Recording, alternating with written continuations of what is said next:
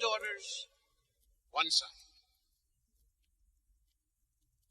12-year-old daughter, which means I have one more 11-year-old daughter to go through. I knew nothing about women. I have 3 brothers, my mother. Then I have a wife. Never knew women. 4 daughters. Prior to this 12-year-old, I had 2 daughters, turned 11 after the other.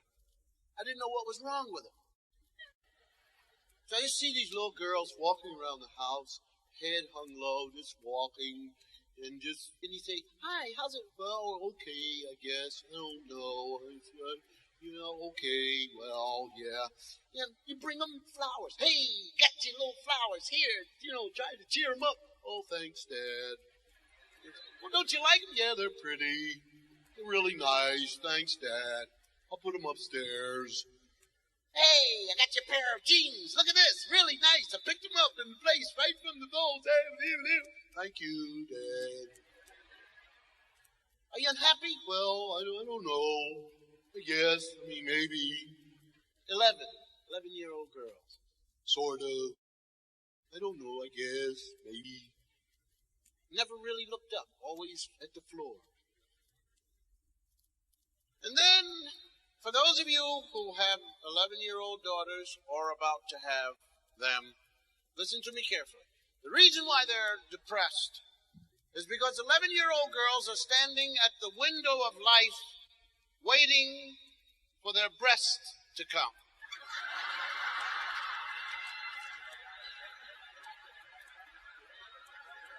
And they stand at that window for a long time. And at the end of the day, you see them walk away looking down. Did they come today? No, they didn't come today. And I don't think they're coming tomorrow.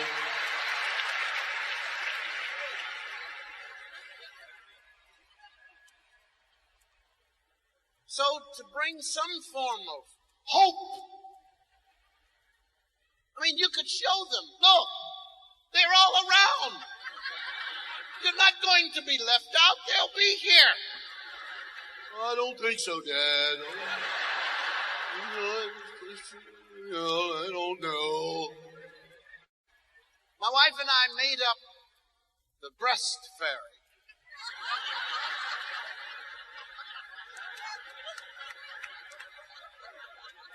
And the breast fairy, we tell them, is a lovely, lovely lady who flies around, and she has a bicycle pump.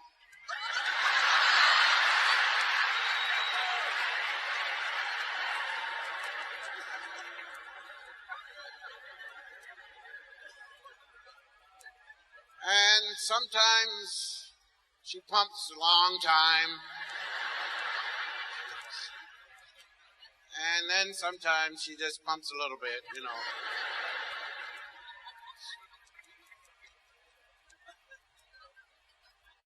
And you see this little 11-year-old, and then they turn 12.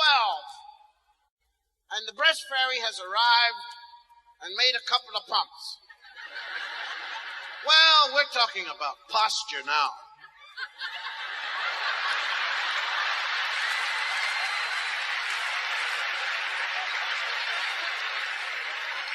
And I love it when you see 12-year-old girls trying to get their coordination together.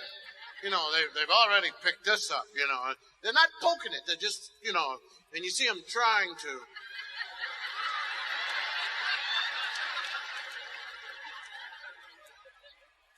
And that's the period also where your phone bill starts to become, this becomes ridiculous. The phone bill, and they're talking, well, who said it? And he told them, I told them, okay, good, okay. And then, even if you're wealthy enough to give the child his or her own phone, there's something when you're a parent, you pick up the phone, you hear it ring, and the kid's not home. You just want to see who it is. And you pick it up and you say, hello. And the voice that comes through on the other. Oh, his father's home.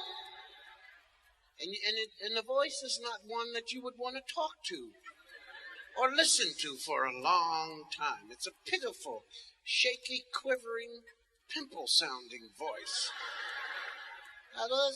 Would you tell her to call Lewis Perry, please? No.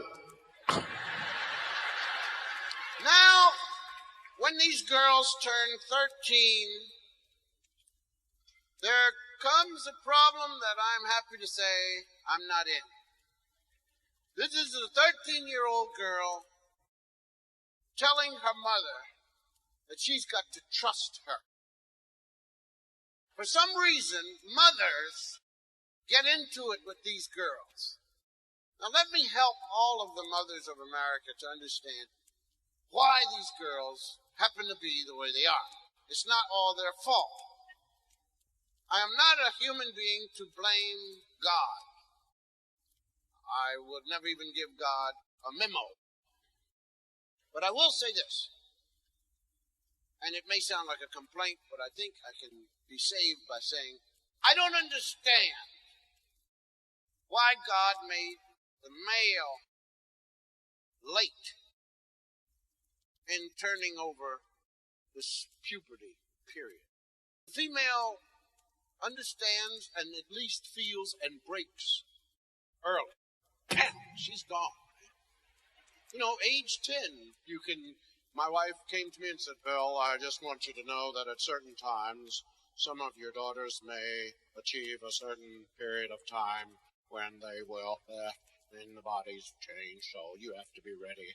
And so let's have this discussion. So brought the girls down, said, my wife almost reintroduced me.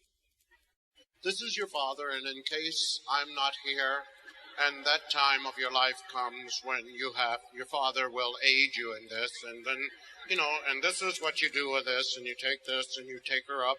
And my wife's using words like gently, and you will assume, and she will be, and don't let the child get frightened and the thing and so. And I'm standing there, yes, I understand this, and I'm very happy to be. Well, I got caught in that by one daughter who went, oh, Dad! Dad! So I said, Beagle, get away from me! I said, no, I'm here to help. Oh, no, oh, you're gross, Dad. You're really gross. I don't want you to see me, Dad. Get away. I said, yes, but look. Oh, Dad, call Mother, please. I'll just stay right here. No, get up, go. No, leave me alone. And I couldn't look at the girl for the next 3 days because she was, oh, God, you saw me when I was out there. I said, but I'm your father. I don't care. Dad, I'm telling you, it was very strange. So I'm not in charge of that anymore.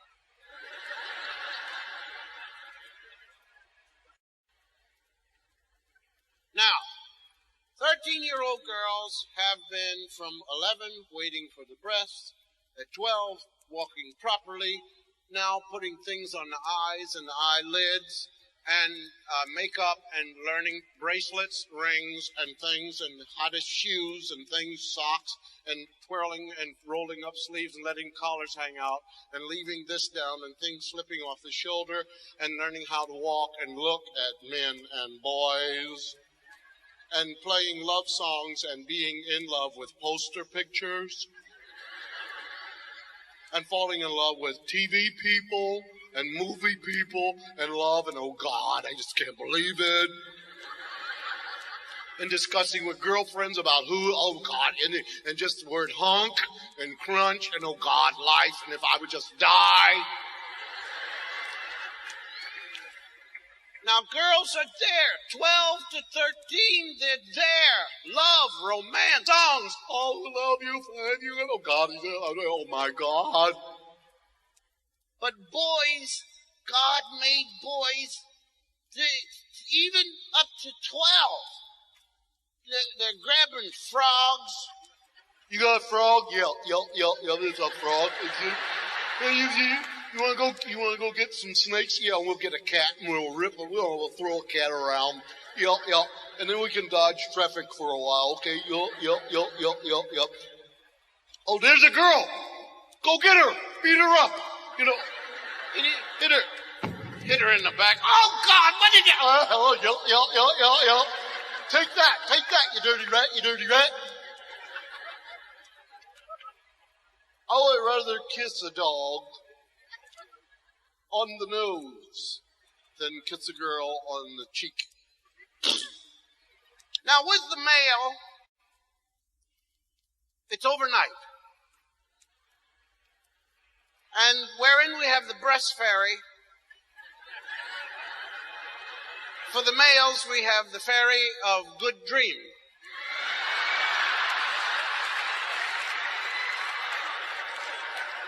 And you don't have to tell your kid about this one. And you know when the dream has occurred, because after that, your son will become interested in taking care of his own sheets. I mean, even before breakfast, he will have his sheets under his arm. And he will take them downstairs and wash them himself. And you will say to your wife, my goodness, isn't he wonderful? He does his own sheets and his pajamas every morning. He's wonderful. You know, yes, I believe in cleanliness, Mother and Dad. And if you don't mind, I think I'll go back and take another nap.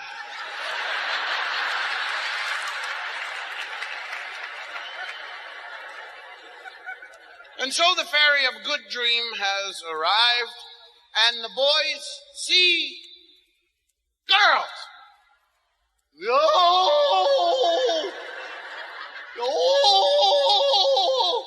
And the girls go, oh my God, he's here.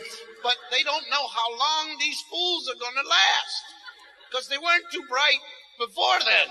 So they don't know if it's going to be yanked away. So they start, oh God, we got to go. We got to get over to the mall. Hurry up, we'll go to the Galleria. Hurry up, let's go on. We'll see him over there. And so the girls want to go. It isn't so much that they want to do something. They're afraid they're going to lose it. So now the mother says, where do you think you're going? Oh, mother, I'm just going, mother. Now, you tell me, where do you think? And that's when, as the father, you hear the two off in the room. I want to know. Well, Mother, I'm just going over to the... You're not going in, and you'll stay in this house. But, Mother, you don't understand. Mother, can't you trust me? I don't trust what you're telling me about nasty boys running back. But I don't want them to... And then you hear the key word, Mother, this is my life. I mean, Mother, your life is over.